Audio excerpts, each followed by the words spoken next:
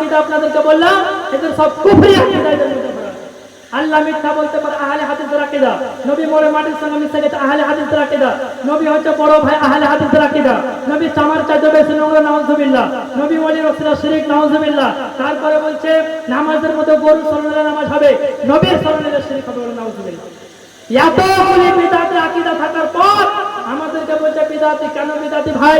যদি তোমরা শবে বরাত পালন করো তো মুসলমান চ্যালেঞ্জ করতেছি, যদি কোনো আপনার মায়ের দুধ পান করে থাকে আহলে হাদিস, বিমল দাসের পেটাকে চ্যালেঞ্জ করতেছি, যদি এক বাপের হালালের সন্তান হয়ে থাকো, ফেস টু ফেস মুর্শিদাবাদের মাটিতে বসো, ওয়াহাবি জামাতকে নিয়ে এসো, ময়দানে বসো। যদি শবে বরাতের রোজাকে কোনো মায়ের বিদআত প্রমাণ করতে পারে, 1 লক্ষ টাকা পুরস্কার দেবো। আর আমরা যদি না করতে পারি, জোর বলা আমরা দিয়ে দেবো। মুসলমান কোন মায়ের বেটার হিম্মত হবে না, যখন শবে বরাত আসবে তখন দেখবেন ফুচকা ভিডিও বানাবে, ফুচকা বলবে জয়ীফ হাদিস, জয়ীফ হাদিস।